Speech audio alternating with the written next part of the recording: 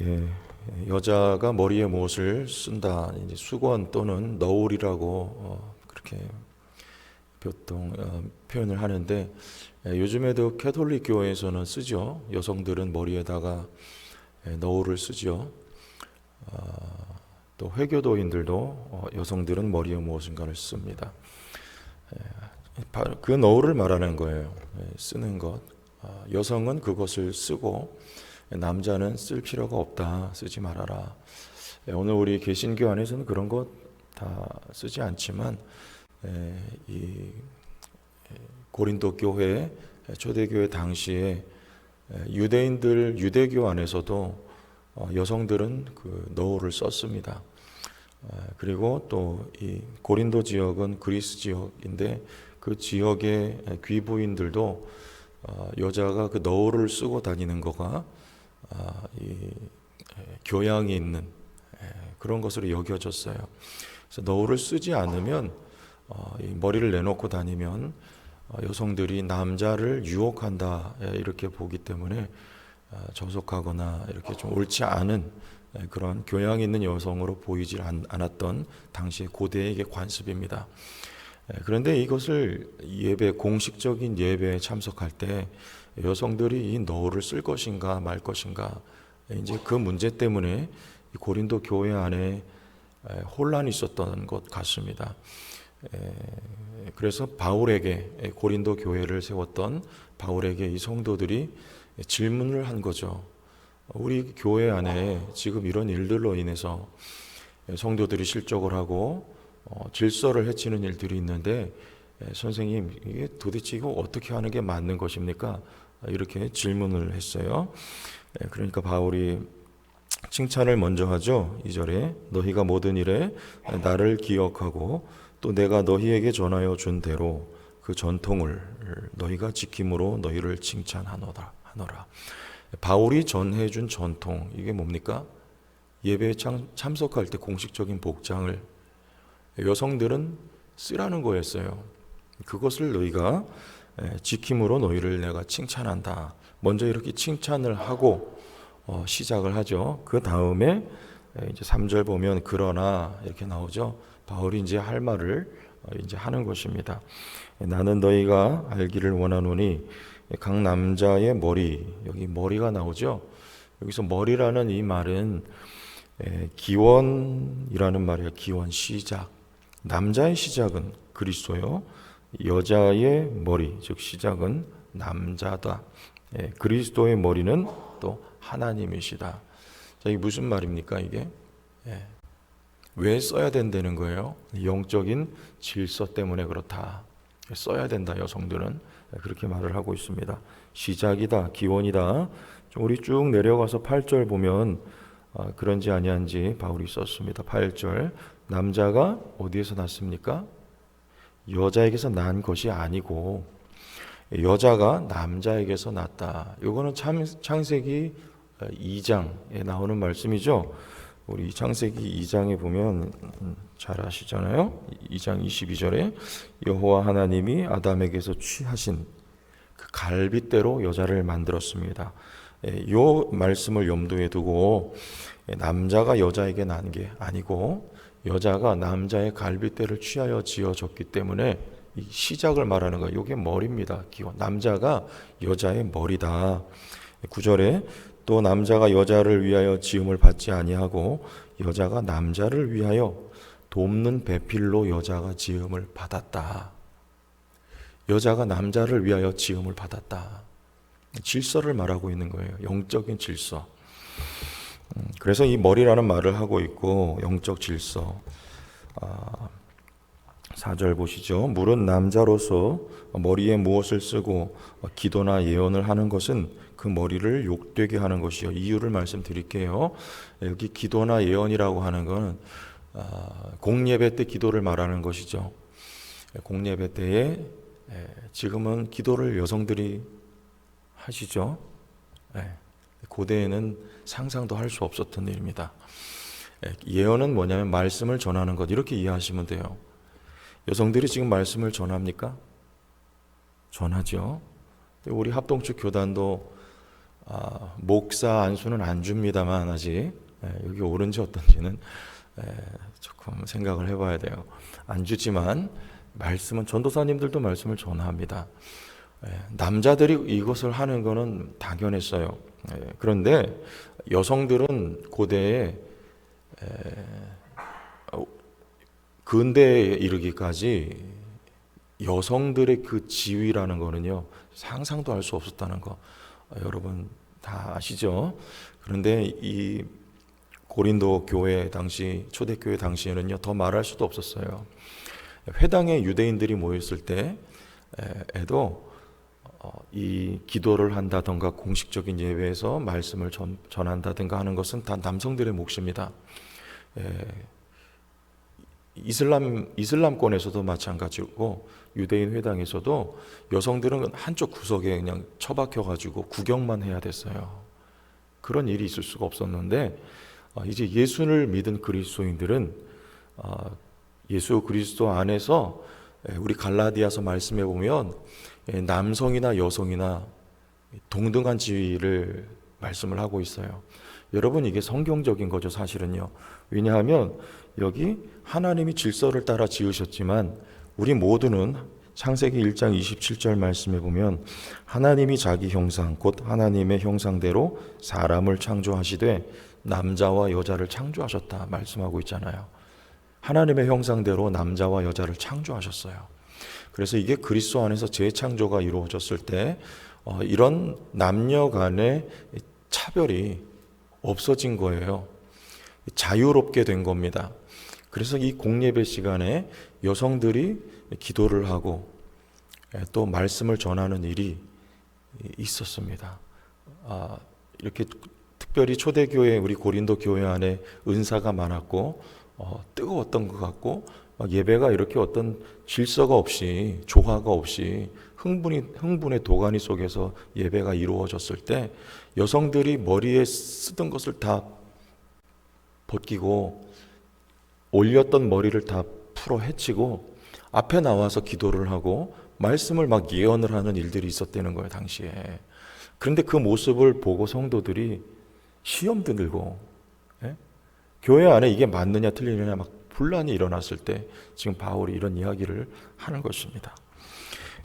그런데 5절에 여자는 무릇 여자로서 머리에 쓴 것을 벗고 기도나 예언을 하는 자는 지금 이 얘기를 하고 있어요. 자, 잘 보세요. 여기 바울이 여자가 기도를 공예배 기도를 하거나 말씀을 전하는 그 사실에 대해서는 아무 얘기를 하지 않습니다. 그거 잘못됐다거나 그거 자체가 문제가 된다고 이야기를 하지 않고 기도나 예언을 할 때 머리에 쓰지 않은 거 벗고 한 거를 지금 문제를 지적을 해요. 기도나 예언을 하는 자는 그 머리를 욕되게 하는 것이니 이는 머리를 민 것과 다름이 없음이라. 자, 머리를 욕되게 하는 것이다. 뭐 하라는 말입니까? 써야 된다는 말이에요. 자, 이 본문이 좀 어렵죠, 여러분? 새벽부터.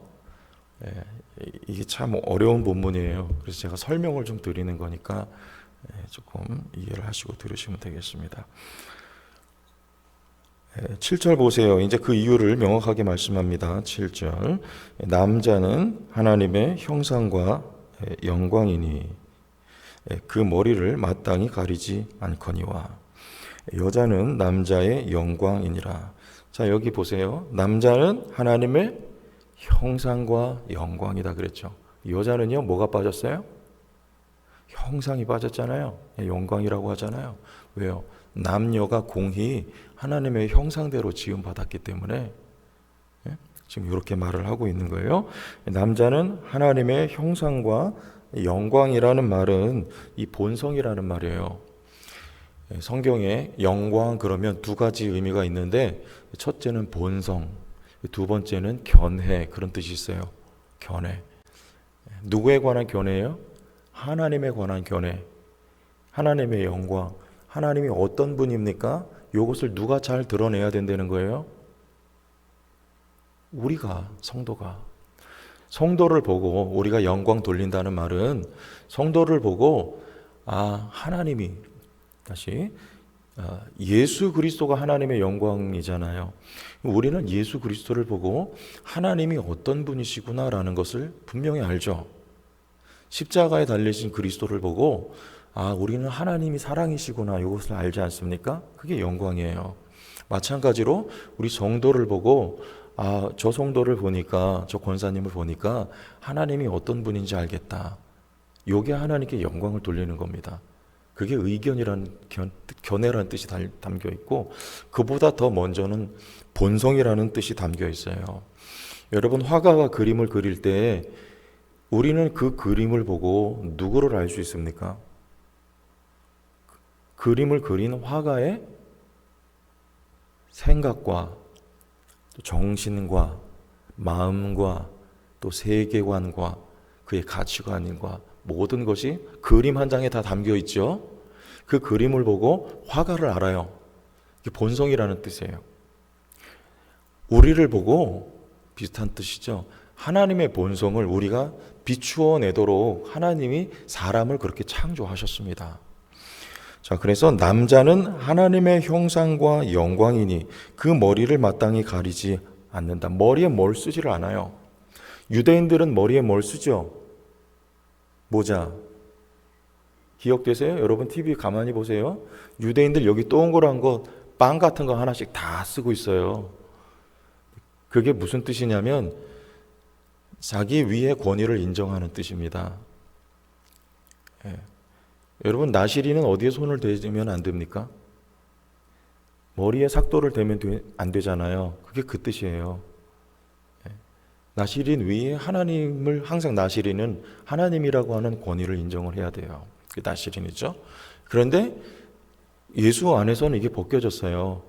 의미가 완전히 달라지는 것입니다. 그리스도 안에서는. 왜냐하면 남자는 그걸 쓰지 않아요. 뭐기 때문에? 하나님의 형상과 영광이라는 말은 신학적으로 이게 서로 교체해서 쓸 수 있는 표현입니다. 하나님의 영광을 드러내는 존재란 말입니다. 누가요? 남자가. 어디에서? 공예배 시간에. 공예배가 그런 성격이란 말이에요. 예배는 누구의 영광을 돌려드리는 것입니까? 하나님의 영광을 돌려드리는 것이 예배예요. 누가요? 남자가 누구의 영광? 그리스도의, 또 하나님의 영광을 비춰내는 존재, 지위가 남자라는 뜻입니다. 여자는요, 영광이니 그 머리를 마땅히 가리지 않거니와. 그래서 가리면 안 돼요. 그 얼굴로 하나님께 영광을 돌리는 자가 바로 남성이란 말이에요. 자, 그런데 여자는 누구의 영광이에요? 남자의 영광이라고 합니다. 그러니까 여자는요, 이걸 벗으면 예배가 누구의 영광을 드러내는 게 됩니까? 대답해 보세요. 누구의 영광? 남자의 영광. 이해되세요? 예배는 하나님의 영광을 드러내는 것이잖아요. 이렇게 하나님이 지으셨기 때문에 여자는 써야 되는 거예요. 당시에. 어려우세요? 이해되시죠? 말씀 그대로 여자는 남자의 영광이니라. 자, 이게 뭡니까? 하나님이 남자와 여자를 공의 하나님의 형상으로 차별 없이 동등한 지위와 가치와 존재로 만드셨습니다. 그러나 남자와 여자는 그 영적인 질서가 다른 거예요. 그래서 이 말씀을 하고 있는 것입니다. 그런데 한 가지 11절과 12절은 이렇게 정리를 바울이 합니다. 그러나 주 안에는 남자 없이 여자만 있지 않고 여자 없이 남자만 있지 아니하니라. 12절 이는 여자가 남자에게서 난 것 같이 남자도 여자로 말미암아 났음이라. 그리고 모든 것은 하나님에게서 났느니라. 남자도 여자도 하나님에게서 났다. 이 말을 왜 첨가하고 있냐면 너무 남성 우월주의로 가면 안 되니까 바울이 이렇게 또 정리를 한번 해주는 겁니다. 자, 그래서 에베소서 말씀에 보면 바울이 뭐라고 얘기했습니까? 남자는 여자를 주께서 교회를 사랑하신 것 같이 바울은 그 얘기를 하고 있는 거예요. 이 부부 관계보다도 사실은 주님과 교회와의 관계를 설명하고 있는데, 그 대목에 그리스도께서 교회를 사랑하신 것처럼 남자는 하나님의 영광을 드러내는 존재로서 여자를 사랑하고, 여자는 남편에게 뭐 하라 말씀합니까? 순종이 아니고 성도가 그리스도에게 복종하듯이 여자는 남편에게 복종하라, 그렇게 말씀하고 있는 것이죠. 하나님은 이 질서 속에 남자와 여자를 지으시고, 이 창조 질서입니다. 그리고 가정을 만드셨고 교회를 주님이 세우셨습니다. 교회의 머리는 그리스도요. 질서입니다. 사람이 아닙니다. 여러분, 이 질서가 명확하게 세워지는 거, 이게 하나님이 원하시는 거예요.